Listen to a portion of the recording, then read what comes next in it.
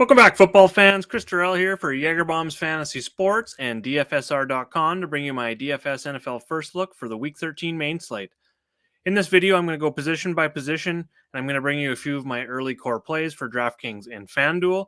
Before we get started, let's talk about where you can get access to my content. First of all, you can head over to patreon.com, which you see on your screen here. For $10 a month, you can grab an NFL package, which is going to give you access to the weekly cheat sheet, research tools, core plays, for the Sunday main slate, as well as showdown rankings for all the primetime games, prize picks plays, top bets, and of course our Discord servers, where we have multiple sport-specific channels and coaches to help you with bankroll management, contest selection, GPP, cash builds, pretty much whatever you need to work on with your DFS game to improve. Second, you can head over to DFSR.com. You can grab a pro subscription for $29.95 a month, which gives you access to our projections and lineup optimizer for NFL, NBA, NHL, PGA, and MLB, as well as my DFS cheat sheets. You can also try us out for free with a 7-day trial right now, and there is a one-time deal, $99 for the next 5 months there as well, so make sure to check that out. Also, make sure to check us out on social media. We're covering quite a wide range now. We're over on Facebook at Jägerbombs Fantasy Sports. On Twitter, been on there for quite a long time. Used to be Chris Terrell. We've renamed it and kind of branded around the Jägerbombs Fantasy Sports now that we've transitioned to that. At Jäger_Bombs9 is still our handle on Twitter. We now have a TikTok up with some quick hit videos, top plays each week, ownership projections, things like that at Jägerbombs Fantasy Sports, and as well over on Instagram at Jägerbombs Fantasy Sports as well. Whether you work with one of those social media platforms or all of them, we would truly appreciate a like and follow. And make sure to tell all your friends about us as well. Truly appreciated. Thank you very much. With that, let's jump into the Week 13 video. All right. So Thursday Night Football is over. So we jump into this slate off of the Thanksgiving week. So we're back to there's two teams on a bye this week. So we're back to the normal sized main slate is what I'm getting at here. So let's just jump in, talk some top quarterbacks here right away. First up for me this week in terms of a core play is going to be Matt Stafford. They're a big favorite. It's up to -13 now. It opened at -12.5, so that has gone up another point on the total. I could limit the upside, but if it does turn into a blowout, the Rams are projected for a full touchdown more than Baltimore, as you can tell here. And Lamar is $500 and $700 more expensive on DraftKings and FanDuel. So because of that reason, especially over here on FanDuel, you can tell I really, really do like Matt Stafford. For cash, we're looking for about 2.5x value on average each week. And that's going to be on DraftKings. We're looking for about 2x on FanDuel. Stafford's hit that 9 of his last 11 games, or 9 of 11 games in the season, and he's hit 3.5x or more 6 times. So he's hit cash value a ton, almost more than any other quarterback, I believe, and he's got a ton of upside at that price as well. And Jacksonville ranks 30th in DVOA against the pass. 30th ranked DVOA defense overall, but they're much worse against the pass. They rank dead last against the pass in terms of DVOA, which is a metric used by Football Outsiders. It looks at strength of schedule, it looks at strength of opponent, and kind of brings it down to like a league average type level. So we can get a little bit better because football is such a smaller sample size. It gives us a little bit better view of what how good a defense actually is. So I like to look at that a lot. You can check that out over footballoutsiders.com. We can't ignore the 8th rank in fantasy points against quarterbacks from Jacksonville, but that's mainly due to them in their red zone, the second fewest touchdown passes allowed. They've allowed quite a bit more with the run, but with the pass they haven't. So I'm really not too concerned about that. I do like Stafford. For the most part, in terms of quarterbacks and blowout potential, he hasn't been too affected. And we'll talk about that as we get into wide receivers and Cooper Kupp here shortly. Second quarterback here, Tom Brady for Tampa. He's coming off a week where Leonard Fournette pretty much took all the touchdowns, 3 rushing, 1 receiving. It's a 10.5 total here as well, but it is the highest total on the slate. So that's really nice to see. He's hit 2.5x threshold 8 of his 11 games this season at his current DK price. He's also shown a ton of upside, 4.3x or higher. That's DraftKings again, 5 times in 11 games, so almost a 50% rate of hitting over 4x value, which is tremendous for GPPs. We've seen him in the winning lineups, the optimal lineups, quite a bit this year. At 43, absolutely amazing. Atlanta's mid-pack in terms of passing yards per game allowed to quarterbacks, but they're 29th in DVOA versus the pass, 29th in fantasy points to quarterback, as they've given up the 4th most touchdowns. Last week, like I said, Fournette kind of ran wild, 100-plus yards, 3 rushing touchdowns, 1 receiving touchdown. I don't think that happens again. AB is out again, so that maybe affect the passing game a little bit, but Gronk is back, so he's got Gronk in that place, kind of in the middle of the field. And then we got Godwin running the slot as well, as he kind of moves around a lot, so he's on the outside. And we got Mike Evans on the outside, so he's got one of the best pass-catching duos, not even duos, trios, let's say, right now. So I definitely like Tom if you're paying up, but third quarterback that I like here, and probably going to be leaning this way in terms of cash games, is going to be Derek Carr.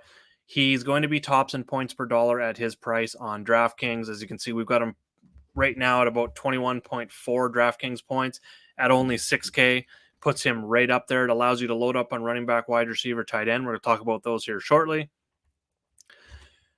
Don't really want to mess.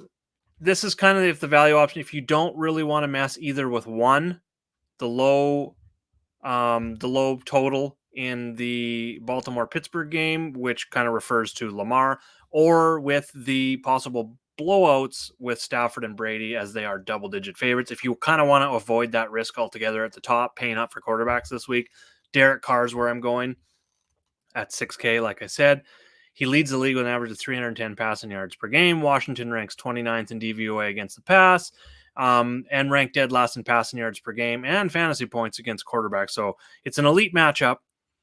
Like I said, the risk here is going to be that Ruggs is no longer with the team. Waller is doubtful, probably closer to out. But the floor is just so high from a points per dollar perspective. We're looking for about 14 points.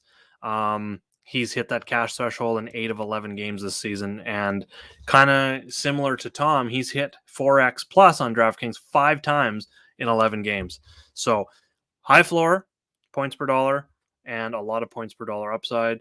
It also gives you the added benefit, like I said, of paying up for running backs, wide receivers, and tight ends. And let's just jump right into that now. So no particular order here, but Leonard Fournette's the first one I wrote up. If you're not playing Tom Brady in cash, I love playing Fournette. I think one of the two of them. There's always a possibility that both kind of give you. I liked that implementation in cash games a little bit more when Fournette was a little bit cheaper. But pairing those two together kind of gives you the access to almost all the projected touchdowns for Tampa Bay if you go that route. If you're not going that route, which there is a little bit of risk there, I think you don't have to, but it's going to be pretty optimal to go with one or the other. Tom in the passing game, Fournette in the run game, just because they are big favorites here. He's got a rising price, but he's still the 7th most expensive running back on both sites, coming off his best game of the season.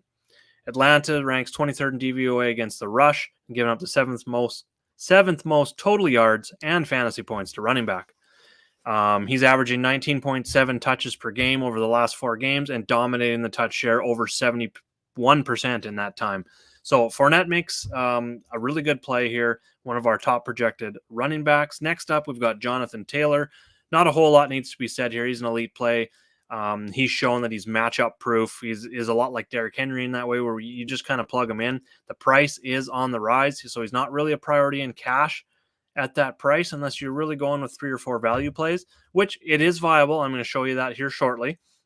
But doesn't have to be a priority in cash. More on the FanDuel side of things at 10,500 here. It's another smash spot. 9-point favorites against Houston, who's 25th in DVOA against the rush. They've given up the 6th most total yards and 4th most fantasy points to running back. Not much needs to be really said for Taylor. He's an elite play every single week. Next up, my favorite points per dollar play this week, Eli Mitchell. He's only 6K on DraftKings, 7,600. They've got him priced a lot more fairly on FanDuel. He's going to take a little bit less ownership there because he's in the range of these other running backs that I like. On DraftKings, he's going to be chalky because of that 6K price tag. San Francisco's a 3-point road dog here, but Mitchell has gotten monster touch share lately. 32 and 27 touches his last 2 games. He's averaging 23 touches per game over his last 4 games and over 70% touch share in San Francisco's backfield. He's also rushed for 90-plus yards in 4 of his last 5 games, 100-plus 3 times. It's also positive to see he's gotten 5-plus targets in 2 of his last 3 games, so he's getting involved in the pass game here.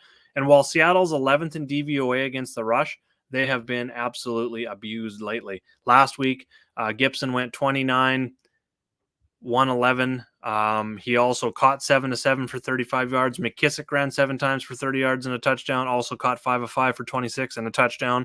The week before, James Conner went 21 for 62, so the rushing yards per attempt wasn't great, but he rushed for a touchdown. He also caught 5 of 6 targets for 37 yards. Week before that, and these are all the 3 games since their bye week.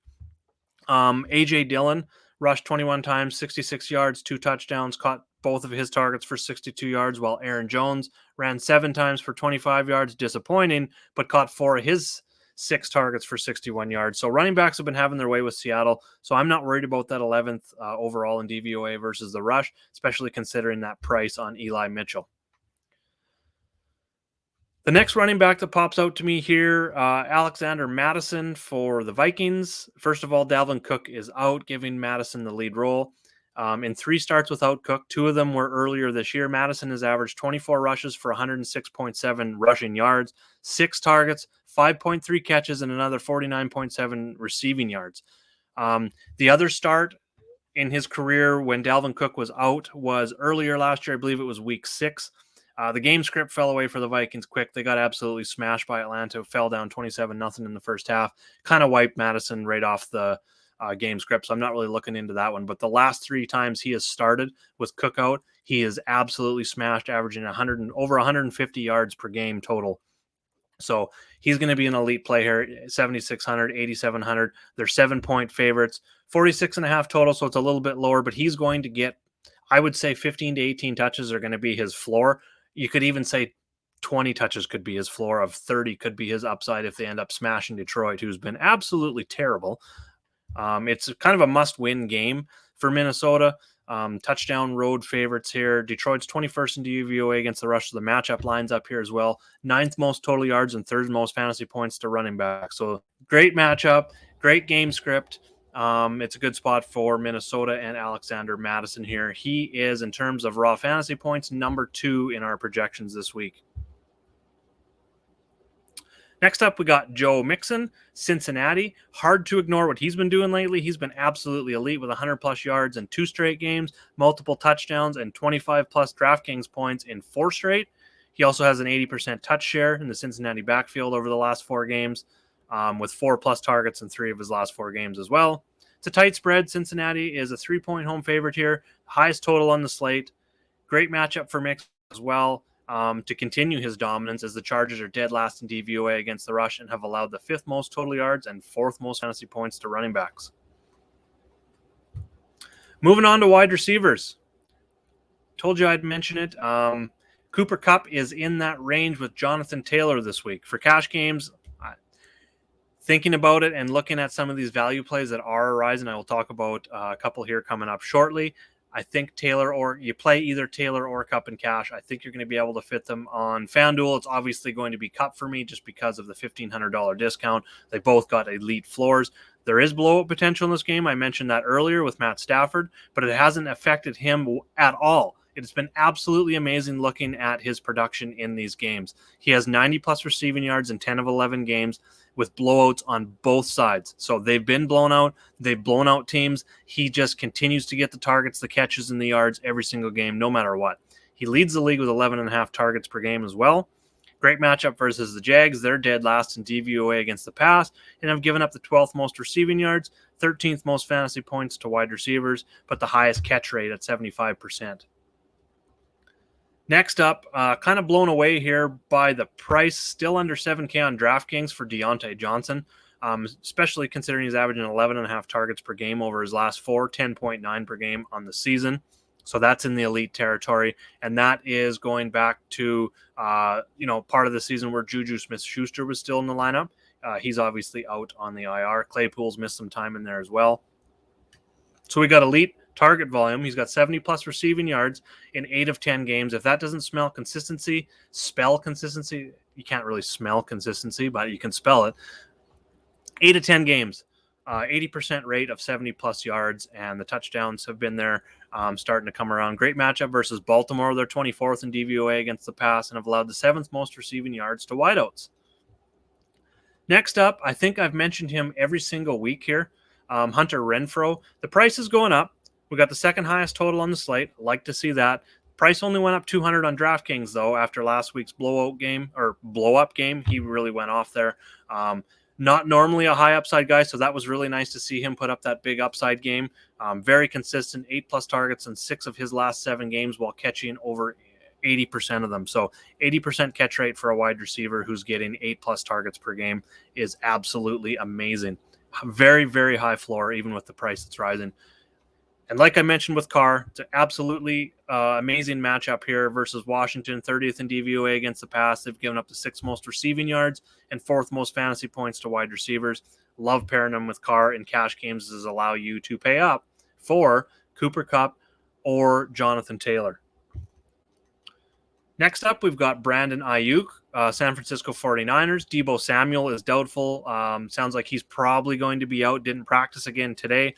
Before the injury, Ayuk had seen a big jump in targets. He's averaging, over his last 5 weeks, he's averaging 6.4 targets per game. In relation to his first 6 games of the season, he averaged 2.7 targets. So huge jump there, over almost 4 targets a game difference there. He's also got 85 plus receiving yards in 3 of his last 4. So not only getting the targets, but we're seeing that production grow each and every week, with 2 touchdowns in those 4 games as well. He's now going to get the volume with Deebo Samuel out. Still got George Kittle there, so you can't just put all the attention on Ayuk. Kittle's still got to be in that equation. So keep that in mind. Seattle's 27th in DVOA against the pass. They're 9th in fantasy points against, as they have been, which is kind of a red flag, but they've been elite in the red zone. That's kind of why Seattle's there. 5th in touchdowns per trip to teams overall. So they're just not allowing a lot of touchdowns, but they're allowing a lot of yards. So I do like seeing that for Ayuk, the opportunity, and the price is a little bit more fair on FanDuel at $7K. 5,600, he's going to be super chalky. He probably, if DK's pricing came out with the knowledge that Deebo was out, we would almost see Ayuk probably in at least the mid 6K, probably even up to like that Deontay Johnson range, if all that information was out there before. So this is a huge value for him. Going to be one of the highest owned plays. I could see maybe fading that in GPPs. I'll talk about that in later content, but he is definitely one of my core plays this week. Moving on to the tight end position.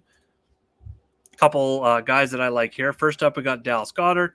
He had a dud last week, but the price is down because of it, so I do like that. Before that, he had been very consistent with Ertz not out, but since he departed to Arizona, he's been getting the volume, he's been getting, the yardage there to give us a really nice points per dollar floor. Under 5K, I love to see on DraftKings. Under 6K on FanDuel. Could be a little bit cheaper, probably not where I'm going to lean in cash, and I'll talk about the next one here quick. It's a better matchup this week versus the other New York team, as the Jets have allowed the 4th highest catch rate, 6th most receiving yards, and 9th most fantasy points to tight end. Love the matchup here. If you're paying up for tight end, it's Dallas Goddard for me. And where I'm going in cash games this week, and I'm going to share a DraftKings core with you here shortly, Foster Moreau. This is provided that Darren Waller is ruled out, which it looks like he is going to be. We've adjusted our projections that way. He's only 2,700, which, 2,700, this 10.5 fantasy point projection that we got, that is over 3x, about 3.5x value. Absolutely love that. He ended up playing after Waller went out last week. He ended up for the entirety of the game playing 88% of the offensive snaps and got 5 targets as well. He only caught one of those, but getting 5 targets, even let's say 4 to 6 targets from someone that's near min price is going to be a lock for cash games. And it also tells us that he's got upside. If he ends up catching 4 of those 5, gets 50 yards and a touchdown, not even a touchdown, just the yardage and the catches, he could get somewhere in that 4 or 5x quite easily, with possibility of even more than that, especially if Las Vegas is passing a lot here. Also viable in GPP, like I said, with the points per dollar upside there. All right. So that covers my core plays there. So what I want to do now is kind of take those core plays, plug them into a DraftKings lineup, and give you a little bit of a core. This is subject to change. Keep that in mind as we get into Sunday and into Sunday morning. Make sure to join us in the Discord chat. I will be sharing my finalized core. But for today's sake, let's have a look. So with the value, I love plugging Carr, Renfro, and Morrow. Renfro's in that mid-range now. Don't mind it at all. Super consistent, like I said. Same with Brandon Ayuk and his opportunities. I love that mid-range, both in the mid-5K range to upper 5K range on DraftKings. You got Morrow as a punt play. Love the 49ers defense. And I love correlation pairing them with Elijah Mitchell here at running back, who's still 6K. And I talked about being possibly too cheap on DraftKings. So this is a lot of value here. But not only is it a lot of value, I think it gives us a very high points per dollar floor and a remainder of 6,966 average. So what that does is we can now go Jonathan Taylor, plug him in quite easily. We're still left with a 58.50 average. That is absolutely amazing. We're going to have a really nice lineup here. I don't think we can get both. Yeah, you could. You could definitely get both Cooper Kupp and Jonathan Taylor in this core that I've provided here, but you're going to have to punt another play at 2,700. I don't know if I'm totally into doing that or not. I'm going to play around with that as we lead into lock. All right. Thank you for tuning in. I really appreciate it. If you've made it all the way to the end here and you want to join our team, our winning team, definitely check out the description below. That'll be in there, but you can head over to patreon.com/Jagerbombs, over DFSR.com as well. A package over at both of those is going to get you access to the cheat sheet as well. You can also give us out a free trial. You check out the description below and you will find our Discord free trial link that'll get you in there into our free trial channels. You can talk to our coaches. You can talk to our members. You get some limited once or twice a week. We're giving away free cheat sheets, giving away limited content like snapshots of our plays, ranks, notes for, just a couple of positions and stuff like that. So there's a lot of free content that you can grab as well. So make sure to check that out. Thanks for tuning in. And if you got any questions, make sure to join us in the DFSR chat, the Discord chat, or you can also leave your comments in the video below. Make sure to smash that like button as well. Helps out a ton. And good luck this week, everyone. We will see you in the Winning Picks channel on Sunday night.